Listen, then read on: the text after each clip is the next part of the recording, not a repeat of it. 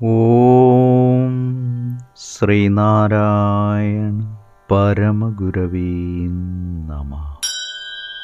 സുപ്രഭാതം. 1134 ദിവസമായ ഇന്ന് 2024 ജൂൺ മാസം 22 ശനിയാഴ്ച, 1199 ആണ്ട് മിഥുനമാസം 8 ഗുരുവചനങ്ങളിലൂടെ.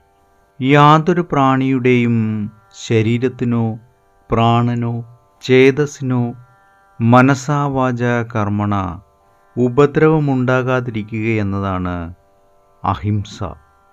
ശ്രീനാരായണ ഗുരുദേവൻ.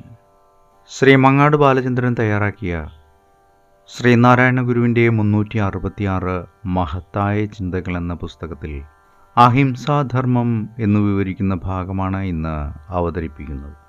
യാതൊരു പ്രാണിയുടെയും ശരീരത്തിനോ പ്രാണനോ ചേതസ്സിനോ മനസാ വാച കർമ്മണ ഉപദ്രവമുണ്ടാകാതിരിക്കുക എന്നതാണ് അഹിംസ.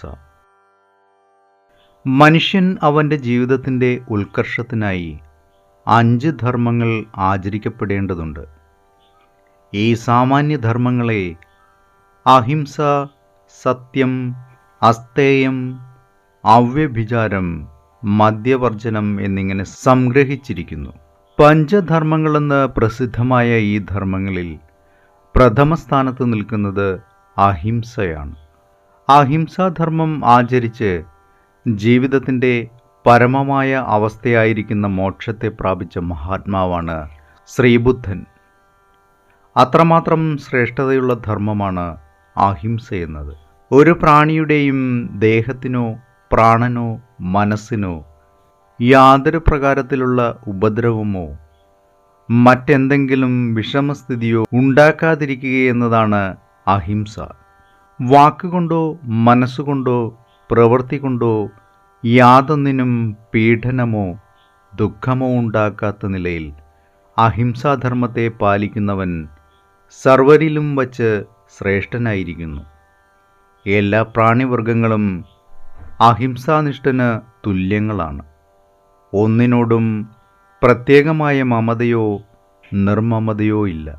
ധർമ്മങ്ങളിൽ വെച്ച് ആചരിക്കുവാൻ ഏറെ പ്രയാസമുള്ള ഒരു ധർമ്മമാണിത്.